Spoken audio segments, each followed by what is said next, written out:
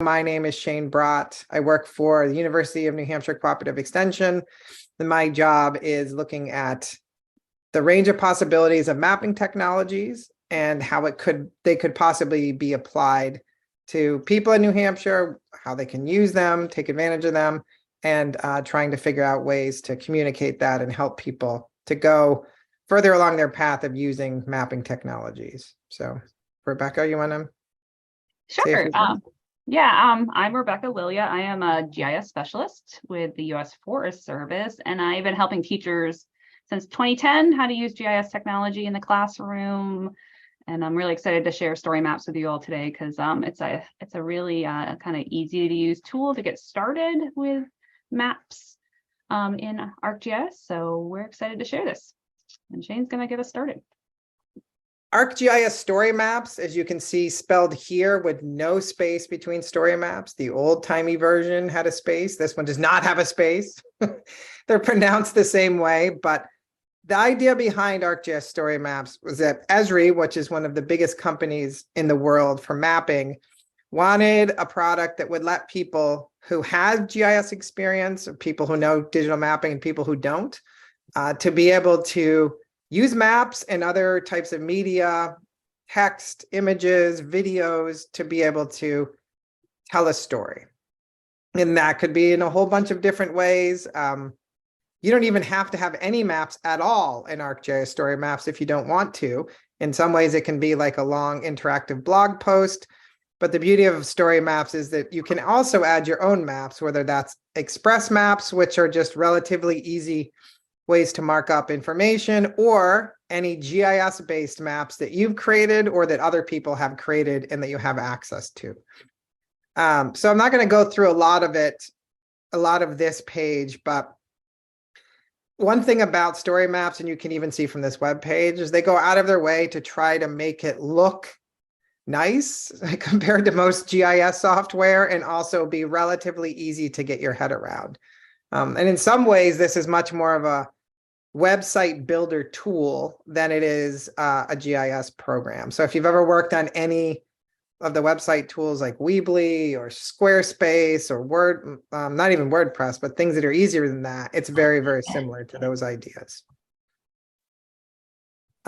So that's just generally what they are. There's no type of restriction on the content that you can put. So I would say some people see natural resources. It could be epidemiology, it could be English. In fact, one of the examples I have is from an English language arts class. Now we could spend days just showing you all different kinds of story maps, but we're not going to. And also I think as a technology specialist, maybe Amy can appreciate this more than most people, that technology is not necessarily useful in and of itself. It's how you apply it and sort of what problem does it solve in order for it to be useful. Because I've seen a lot of story maps that are not very well done, or people just think, oh, story maps are cool, so I'm going to use them. Doesn't mean that it's bad, but it might not be a great use specifically of the technology. So I'm just going to, before I hand it over to Rebecca, to talk about a specific map related to a school project in Rye, New Hampshire. Before you do that, to show two different. No, I guess not. I'm hearing a little echo. I'm going to show two different sort of small case studies for the way that story maps were used, both of which involved me directly. So, so I can speak to the reasons why they were used. So one is something that I built just because I wanted to see how it would work. And I was inspired to do so maybe by, once you start using mapping and story maps, you sort of see where things could be used. And I saw some news articles from UNH and this page right here for this Embrace New Hampshire bus tour. So there were people from the University of New Hampshire, some of the upper level folks that went around the state looking at and interacting with different folks. And they created this web page, and it showed a picture and it had some text. And then as you click next, it goes through and shows you different pictures and pieces of text. And the moment I saw this, my brain started screaming out, this needs to be a story map. Now, what would this look like if it was a story map? Would it be better? I don't know, but I thought I would try. So just using the content that already existed on these pages, the images, the text, I designed a story map to tell, basically the same story, but share the information in a different way. So the way that this one works is as I scroll down, it has this little basic map that shows sort of the path that they took around the state. You can skip down to any of the sections by using this top bar. And I started to use some of the different formatting. So this was a pull out in text, and I gave this little sort of roadmap of where those various stops were along the way. Each one of these, you can click on details to skip down to that section. But then each section has a little area where it has a few quotes pulled out. It has a map, which is an interactive map showing where the site of that instance was, and also all of the different UNH and cooperative extension offices. So just pulling on only the content that was already there and structuring it a little differently, I was able to make a story map. And the story map finishes up down here with an interactive map that shows all of the different locations of UNH and also extension offices throughout the state. And when you click on each of these, there's a little picture and then a link to learn more. So it was just a different way of handling that same information. Also on a mobile device, this is something to mention, they format themselves pretty nicely for a mobile device. And that is something also that a web page like that, I don't even know what that web page looks like on the mobile device. Let's see. Yeah, not exactly the best experience if you're trying to click through these pictures and text. So that was just one quick example of trying to see, I have content, how can I display it in a way that might be a little more interactive and useful for people to explore? So that's just one quick example. You will, oops, yeah, it doesn't like when you flip in and out of different screen sizes, so sorry about that. You will have a link to this later. This is not an official UNH story map, but I'm happy to share it with people and this web page just so you can see. And that was interesting. After many years, Rebecca and I have both bemoaned the fact that we have been less than successful at getting our own schools to adopt these different technologies. But after many years of talking, my child actually, let me see, it was last year in 7th grade, decided that he was going to make a story map for his English language arts class. So he's a 7th grader at CMS, which is in the SAU 16 school district. And his English teacher gave him an assignment, a genius hour assignment. And so he said, I want to make I hear you talking about maps. So I want to make a story map about the animals and plants in stratum. And so I sort of acted as the teacher. I had him think through the process of what is the content, what's the story you want to tell. And he then, with a tiny bit of assistance, but only barely, with a little bit of assistance, built this story map.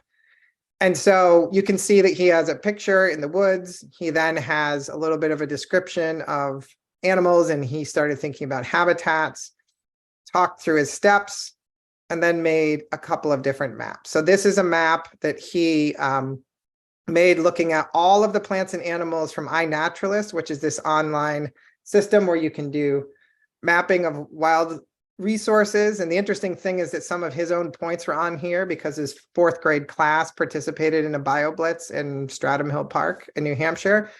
So he had just what he thought was interesting. And when you click on each of these little sections, it pops up to show a picture and a little description.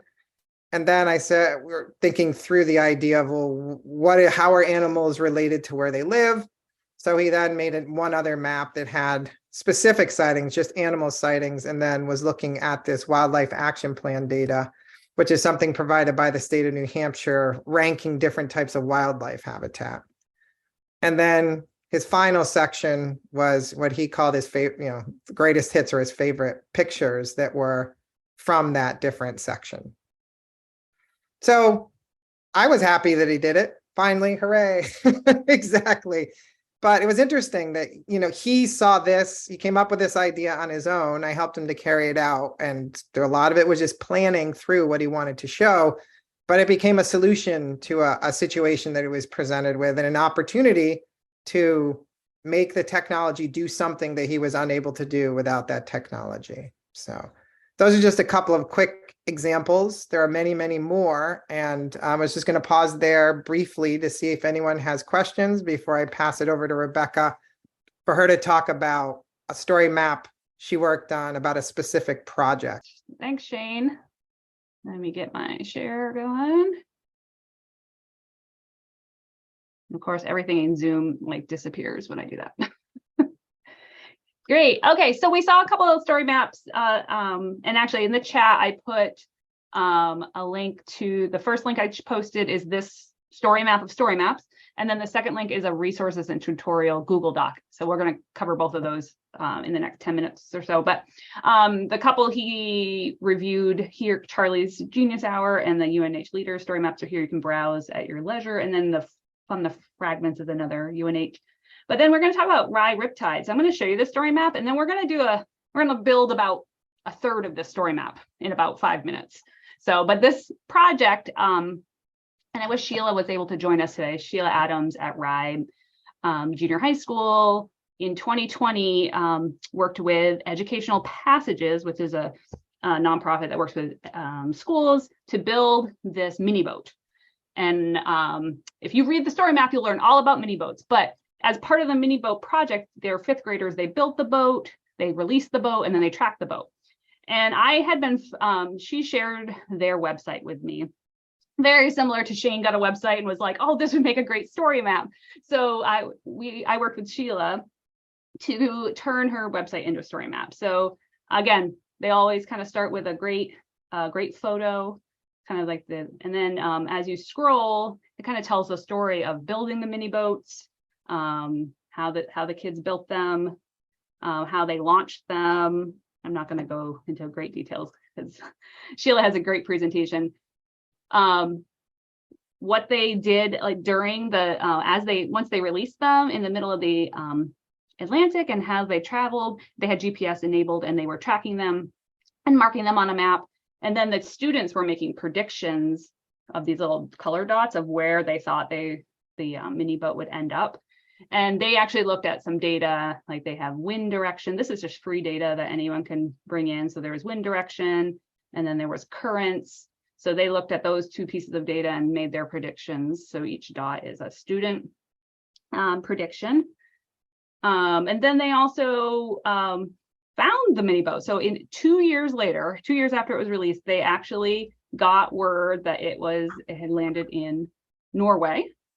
It was totally dismantled. It had nothing left, no mast or anything, but they connected with the school that found it in Norway, and they were able to retrieve it. Inside the hull was like little, almost like a time capsule. So the students had put little pieces of their school and leaves and things about New Hampshire in the mini boat. And then it was like a media frenzy. Like once it got wind that this mini boat had been found, and it had traveled all the way from New Hampshire to Norway. There was a lot. There was articles in the paper. There was a lot of, this is YouTube video of local news broadcast of it, CNN. So they were interviewed everywhere. So there was a lot of media broadcasts. So I linked all of that in here. And then the what next, the principal quoted that it was like an amazing project and really taught them both from like the whole project planning part to release, and then reporting and writing about their work. And if you ever, at the end of this story map, if you ever want to learn more about educational passages, there's a great project. But what's cool is they have a story. They have a beginning, middle, and end. So the hardest part for a lot of kids is the story, right? And you do a lot of writing in school, right? And what wouldn't be great is to write about what you're doing, like what if it's this type of project, or even if it's just like what Charlie was doing. He used iNaturalist to discover some animals in his community, put them on a map, and then wrote about like basically what he did, took some photos. So that's kind of the whole premise of a story map. So we are going to build this story map and kind of walk you through step by step. So first, how do I get there? So what Shane was talking about is story maps. There's a lot of ways to get to story maps. I like to Google, but again, the first link is usually the big sign in page. So we're going to sign in, and you do need an account. And in the email for this course, you all can get a free NHGIS account. That's our New Hampshire GIS educational account that we can give you, all teachers, a free account to play and use as sandbox. And your username and password is case sensitive, so you need to make sure you don't have power caps on. So it will always have the story maps you've built in here. And then if you want to create a new story, you're going to click this new story button. And we're just going to hit start from scratch. There are some templates, but we're going to start from scratch just so you can see what it looks like. So it's going to create the builder. And if you have ever, used, it's almost like a Word document. Well, actually, what I like about this new story map builder is really like Google Docs because it saves as you go, which is the old GIS did not. And that's great for kids because, kids, they'll walk away and they'll forget to save. So the first thing you need to do is what's your story about? What's the title of your story? So we're going to build that Rye Riptide's mini boat story because we already have the story, and we'll talk about how you might want to build your story with your kids. And then maybe have a subtitle, like kind of that catchphrase or, something catchy. And then the other thing is adding that kind of key photo that's going to get people's eye. And that's when you start talking about media and kids, you can talk about like, copyright and how you want to make sure the photos you have permission to use the photos and that sort of thing. So that's something you can also bring into the conversation when you're doing story maps. But I'm going to just grab this photo from the Rye Riptides project. It's going to take a second. So that's the first one. And I'm like, oh, I don't really like that. So there are some design elements in this top banner. So if you hit design, you do have, and this is like, it doesn't give you a ton of configurations, but it gives you enough to be able to make some choices. So this first one is this kind of top banner image. You can click on it. So it's a side by side. So the image is on the side and you have text on the other side. And then the one that's typically popular in story maps is this full picture because it kind of just has a nice intro. I always like to turn on navigation, and I'll talk to you about what that means in a minute. And then you have a couple themes. You're allowed to make custom themes, but for students, these 4 themes are usually enough to start with. If you have kids that are like super into changing colors of things, you can pick a different theme. So that's it. So that's kind of I've started my story map.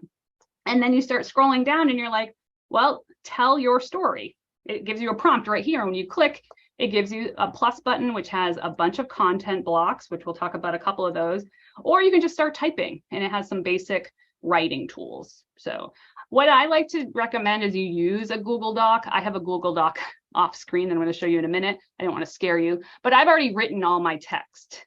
So I'm just going to copy a couple text blocks just so I can show you. I want to have a title, Making My Mini Boat. I'm going to have my first paragraph here.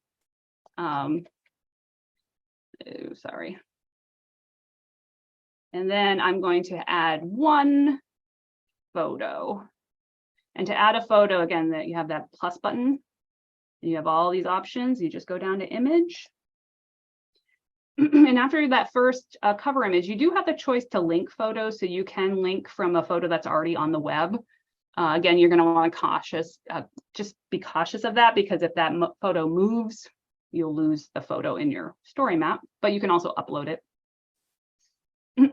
So there's my photo. You have choices. When you hover over the photo, it gives you some choices of placement. You can have it big like this, or I can have it pop over to the left.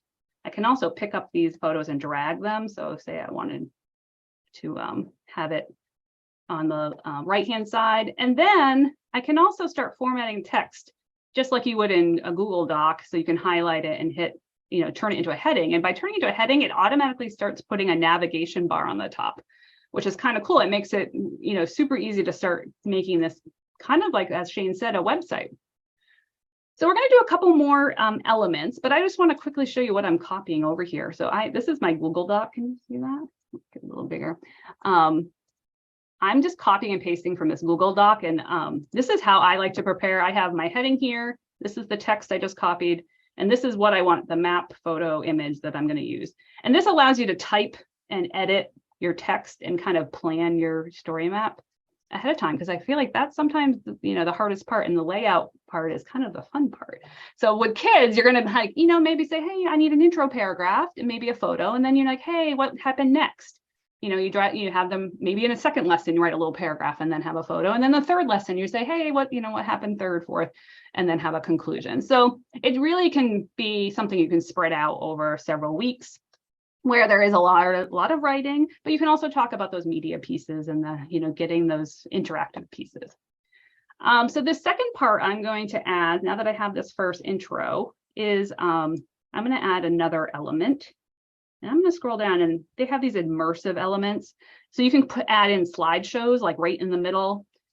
You can add sidecars, which is the immersive block. So basically, as you scroll down, it kind of docks for a minute. And then a map tour. And that's a great if you have a lot of photos and you kind of want to just jump around to different photos and like kind of go from place to place. A map tour is a great use of that.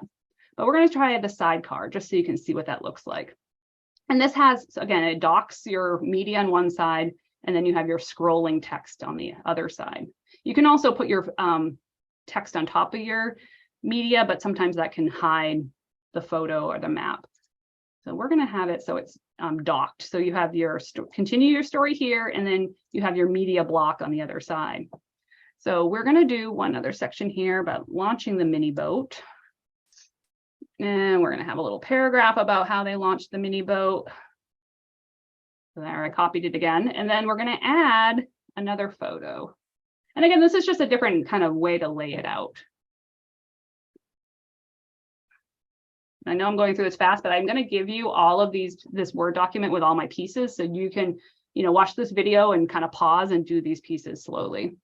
And again, I want to add this launching the mini boat title as up here. And remember how I did that? I highlighted it, triple highlighting, and turn it into a header, and it automatically pops it up there in the navigation bar. So now that's up there. So that what this does is it allows you to jump from place to place in your story map, almost like a website. So I was like, well, now I want to add a map, because they did those great journey predictions on a map. We're not going to go over how to make this map in this class, but there are a lot of tutorials of how to make maps in ArcGIS Online, and we can definitely help you. This map is not hard to make. Really, if you have a table of locations, we can make this map in just a matter of minutes. So I'm going to add one of a map here. So we have these journey prediction text.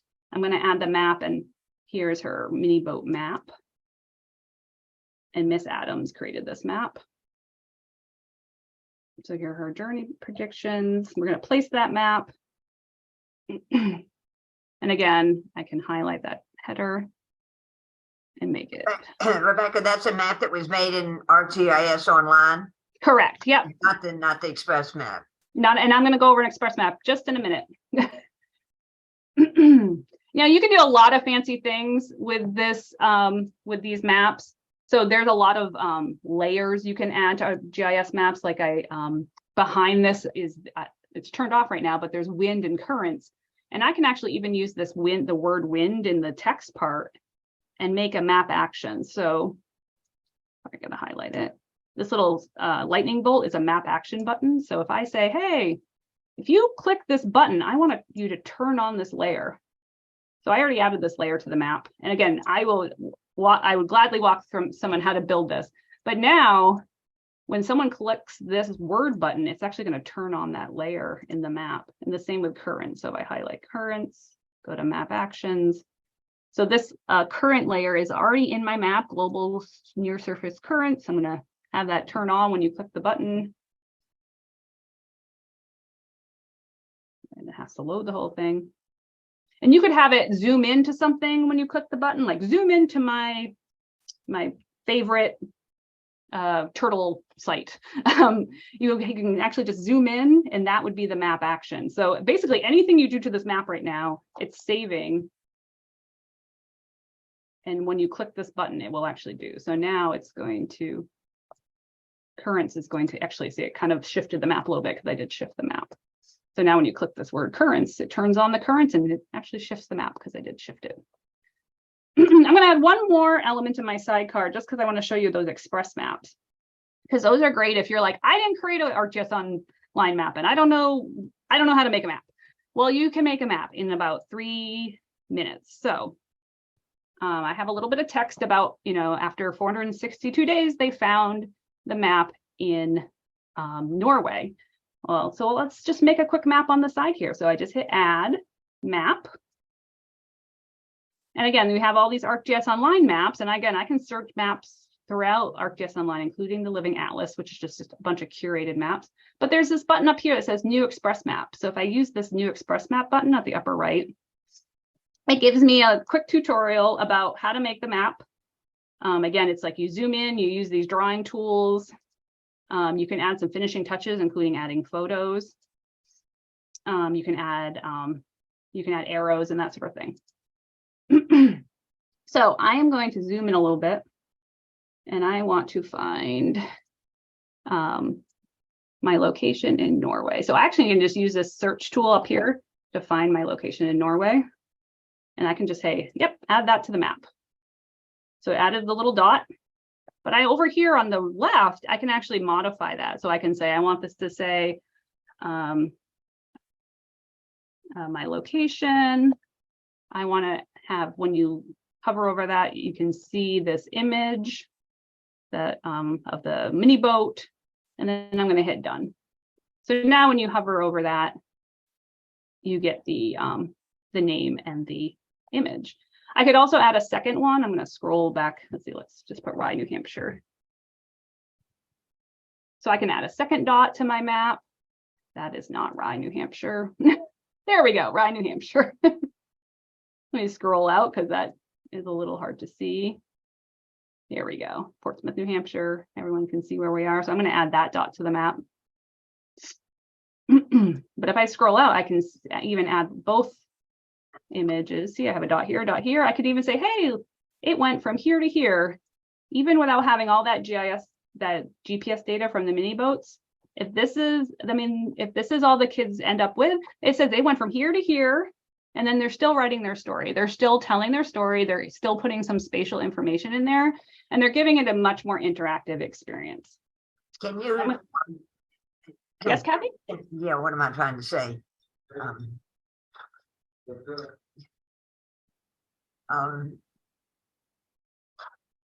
I've forgotten what I was saying. I got interrupted. Somebody came to the door. Okay. Oh, can you change base maps? Oh, yes, you can.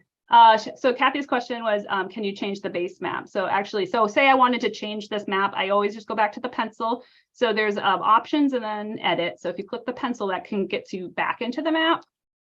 And up here, again, up there are the tools, but there's another gear here. And these are the options for this express map. And at the bottom, it says select base map. And that's the background map. The default is just this gray map, but you could select, you want this kind of bright community map or this ocean map. So you can select the one that might make, let's do this ocean map because that actually makes sense since it was in the ocean. So yes, you can change the base map to those. So the kids could pick, a prettier map that fits their data. And again, once this is in here, so if you hover over your dots, that photo shows up and then the text that they, and that's GIS. They just put a dot on a map with some data. They did some really basic GIS. It's not in a database, but they've done the basics. So I think I'm gonna do one more thing. So we're gonna finish our slide card. I just wanted to show you a couple other of those block text before we move on to resources. You have image galleries. You also can embed videos. So if you click your video button, you can upload a video. So if you had a link to your MP4, you could do that. Or if you have a YouTube link, you just paste the YouTube link here, click add, and it will add a block all ready to go. It even brings in the caption from YouTube. You can make it larger, you can make it full screen. You could just make it a link, a side link, or if this would link out. So there's a lot of options in the how it's displayed, but you have a ton of ways to link out to other media to kind of expand your story. And lastly, so it's been saving this whole time automatically like a Google Doc. But if you actually wanted someone other than you to see it, you do need to hit this publish button. So when you hit publish, it says, well, you know, who's going to see this map? And you can have your students only keep it private, which means only they can see it. You can move it to organization, which means anyone in their school organization can see it. And then everyone, and you can block students from this level when you set up your organization. And we have a whole course on how to talk about how to manage your students, but you could block them from ever sharing it with the public. But if you do want this particular map to be public, you could also move it to a separate kind of public account and make it public, like a student account that's only managing for public. So it has like a generic name. You know, it's like Mrs. or like a bio class 101 public. And it's just that's the account that maps that go public go to. So then there's no sharing of information. Rebecca, I come back to the ArcGIS online map. It's, I guess it's you brought into your story map. There's several ways. If you build a map in ArcGIS online that's got maybe 10 layers, totally different things, each layer, can you bring that whole map into a story map? Yep. Yes. Yep. And then you could actually the layers active and correct. Yeah, you can. Okay, so I'm going to stop there. So again, this map I published, so now everything is there. My links are working. It will jump from thing to thing. My little map actions are working. So, you know, as I click different things, it goes from place to place. My express map is working. So we added just about, you know, I showed you about 5 or 6 different elements, and you'll never know everything, but you know enough to kind of get started and have you know, put together a really clean looking story in just a little bit of time. The hardest part again is getting those text elements. So you know how you'd have to spend some time writing and drafting the story. So Shane, I'm going to hand it over to you so we can just do some resources before we. And you've got to have an account. You got to be in an organization account. Correct. To do. Well, yeah. So just a couple of quick things. One, what Rebecca, it was there, but she didn't mention because it's more complicated than we want to get into. But I just wanted to say you can also create groups, right? So you can have certain students or certain teachers in a group and share things only with a group. And as you mentioned, a map, in order for the map to be shared with the public, for example, all the data layers and the map itself would have to be public. So like if you created a public facing ArcGIS story map, it would check to see if all of the different components were public as well.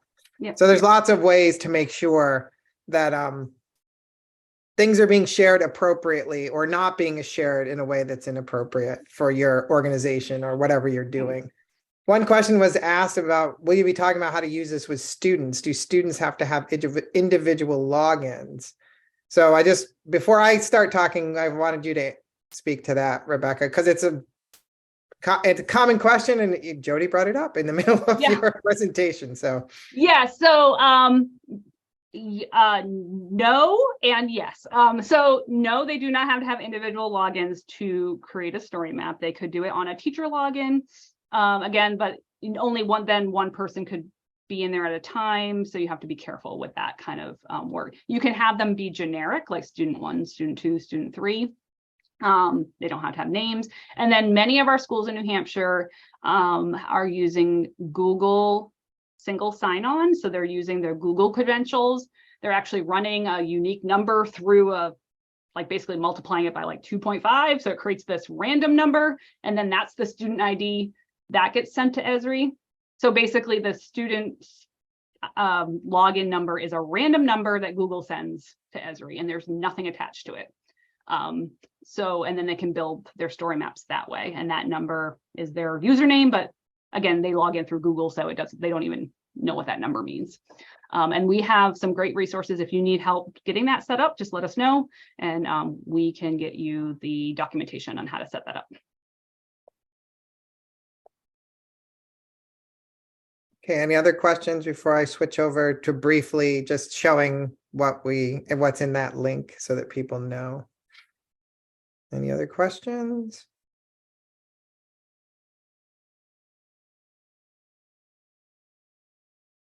Oops, wrong one. Nope, this one. You Desktop want me to two. stop sharing? Just Yeah, took okay. it away from you. I thought you could.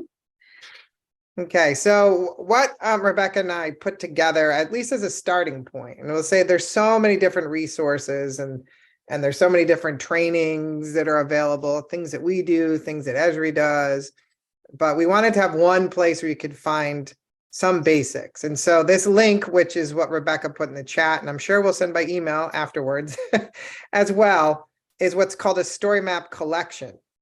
So not only do you have story maps, but you can put them into a collection. And if you go back actually to the story map, no, see that one's a good way to get there, which is not where I wanted to go. So let me go back to here. If you're in the story map section or a page, you can also create a collection. So your collection allows you to group story maps and other items and then create this sort of brief interface that you can send to people. And you can update that collection over time so people could keep coming back to that same link and see new content there as it changes or updates. So this collection features those first two examples that I showed. And this happened at a time that I wasn't really wanting to try to get the whole school to create an organizational account just so my child could do one project. So you can also get free public accounts. So this is actually inside of a free public account because I did not want to try to force the school so that Charlie could do his Genius Hour project. But so we have those two. This is another example that I worked on with a professor from UNH. So sometimes I have shown this. And then that Rye Riptides, these are 4 story maps in the collection. The other things in the collection are at least a few resources. One is the tutorial, the how-to that Rebecca was bleeding you through briefly, but it goes in slower that you can read afterwards. And then we found a couple of different story maps that Esri had created, and they might even be collections that Esri had created that were focused on trying to get people to understand why they might want to, and actually how to start using story maps. So these are, I think one was, yeah. Okay, so this, Alan Carroll was the person, he's actually the lead for the entire story maps team. And once you open and click into one of them in the collection, this transforms and you can see that you can bounce back and forth between the various components of the collection here, or if you ever wanted to get back to that main overview page, you click back. So those are two, there's lots of different things, both learn the great storytelling, and this learn is actually is a collection that was done with a whole bunch of different resources. So didn't want to go too far down the like various layers of potential information, but at least these are some basics that have lots of different information that are very focused on either what kind of story maps exist, ideas about how you might use it, or even these are very specifically about how K-12 might be able to use story maps in the work. The other two buttons that we have here, this last one is the New Hampshire Educational GIS Partnership. It's something that Rebecca and I have been involved with for a long time, trying to find ways, Rebecca and I, and there's other folks as well, teachers, some former teachers, trying to help other teachers in New Hampshire to understand GIS in general and provide resources or training to help them to use it. So this is one of our web page. It has a whole bunch of information on it. And then the other one that's on here, who Rebecca will talk a little bit more in a moment, is about the storytelling competition for this year. And we've had one each year, although it has never been called storytelling competition before, has it? Is that new? That's new this year, right? New. How many years have we had it in New Hampshire? Do you know? 6 years. We've had one national winner, and we have said several runners up. Yeah. So before we talk about the very last topic of like the formal presentation, I guess, is this storytelling competition. So I want to just stop. You all have this link. I think it's in the chat and we will send it by email. But does anybody have any questions about this collection or what these elements are that are inside the collection, or any other questions? before we wrap up by talking about the competition.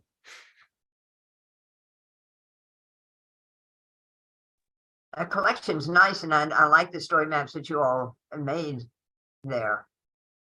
Oh, thanks. Thanks. Yeah, it's one of those things that you hear an announcement. You can do collections. Yeah. And then you think, how could I use a collection? And then the moment arrives where you say, aha, here's the perfect reason to Yeah. use it. One link to serve them all. And just as we mentioned, you can add things to the collection over time and it updates and you can reposition them. And so people can keep coming back to that same link, but the content itself changes and updates. So before we run out of time, I want 2 minutes just so I can give my plug on the storytelling competition. So it used to be called a map competition. As we just saw, maps can be an express map. So the maps, it does have to have a map, but you can use an express map. So Esri, the company who provides this software for free, has a competition every year. I think there are about 36 states that participate.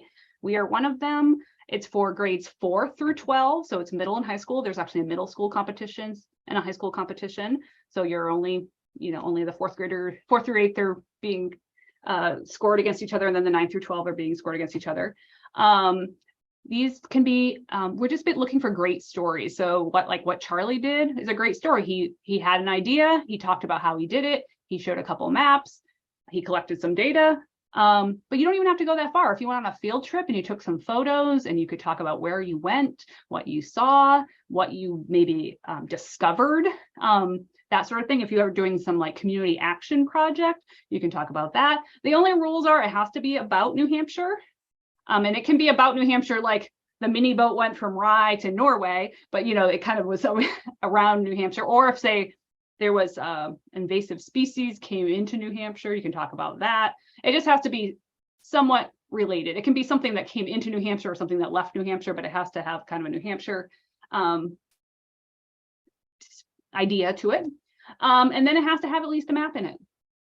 Okay, that's it. It has to be in an ArcGIS Online organizational account. And if you don't have one of those accounts, we can help you get one. I just found out actually this week, it can also be in our NHED GIS account.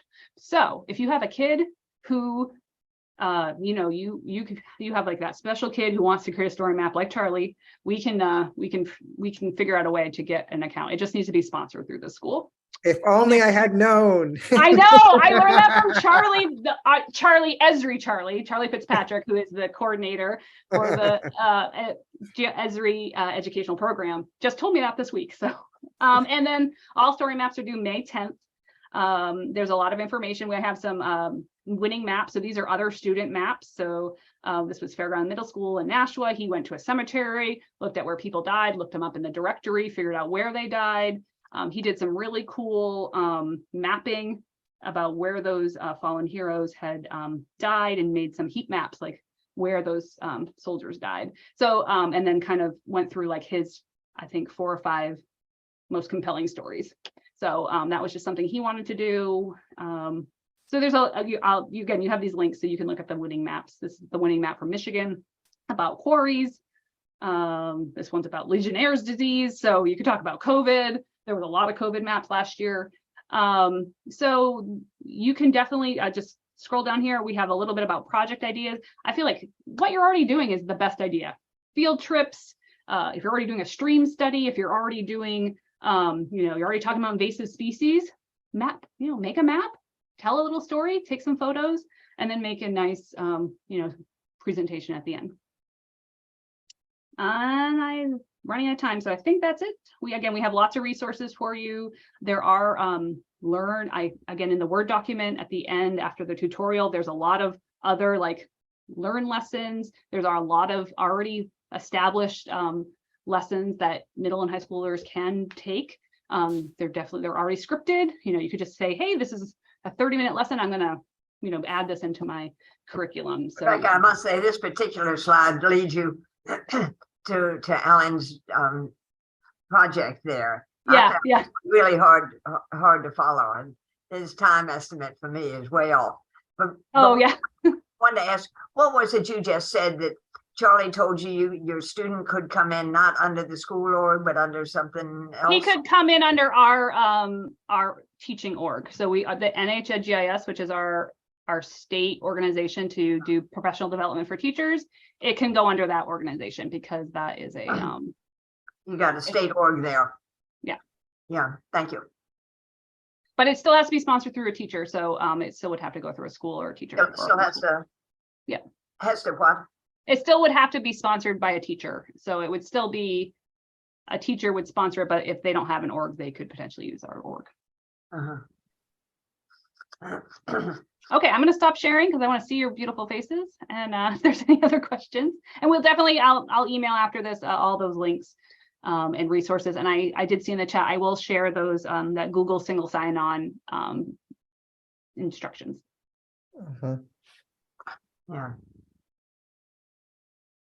I know it's like it's a lot. I'll just try a little bit. I think the easiest thing is that's why we've created that tutorial where you copy and paste, because half of it is like, I don't know what to write, but if you're just copying and pasting text blocks, and I even tell you what photo to grab, where the photo URL is, so you can just kind of build it and see like how it's built, and then maybe at the then try to do your own. Well, I was just looking through my office here to see where I as part of the process with Charlie, and I do this with all of the projects, you don't start with the clicking, right? Like, in order to even have a concept of what you might do, you need some sort of introduction to have a clue. But I start out, he had just a big piece of paper, and he had to write out his story and think about how the sections were formatted. Sometimes people even put Google Slides or a PowerPoint presentation together as a starting point to say, like, what are the components of your story? And we're thinking about multiple students participating and collaborating, for example, like you could have, as Rebecca does, have all the text and the content, everything sort of at least worked on. Maybe you do some editing in the story map, but that can all be done completely outside of the story map, because the content is really the thing that's going to drive the story. Figuring out how that content can be displayed the best is also part of the trick. And learning what functions exist or could exist are really an important thing to go along. And things come that all of a sudden make your life so much easier. Like, sometimes that happens. And that from the fragment story map, I was just going to look very, very quickly. We normally, that was one that we showed, but I just wanted to mention this specifically because it came at just the right time to save me from myself, that I said that I was going to put in a timeline. You can see the digital storytelling collection now, correct? Yeah. Yep. Okay. So in this, it is a story about this the Great Bay Archaeological Survey project from Megan Howie at UNH. So it was her project. I helped her to develop this story map, but she wanted to show a progression over time for different general overview, and I couldn't figure out how to do it well. And then 2 weeks before I needed to send the first draft to her, they said, ta-da, we've introduced this new element called timeline. Perfect, right at the right time. So there's 3 different versions of the timeline, but I chose this one where it's very specifically sort of designed to show the flow of ideas with this format. And there's 2 other ones. In fact, this one here at the top, this flow, I used, well, the images are not showing up right now, which makes it less interesting, but this is actually the timeline. And I just use that as the way to present that information because I happen to like it, but it's just a different option within the timeline. And so keeping understanding all the possibilities is part of what Rebecca and I hope that we can do on your behalf. I mean, you'll just find things by accident when you're exploring it. But the content really is the thing that people wind up spending the story and the content are the thing that people wind up spending actually the most tangible time on. And that could be done in a whole bunch of different ways, not even at a computer, right? So there's lots of different things. People are ready to click, which is good, but you need a lot of things in place before the clicking is actually useful for building that final version of whatever it is you're going to present. So.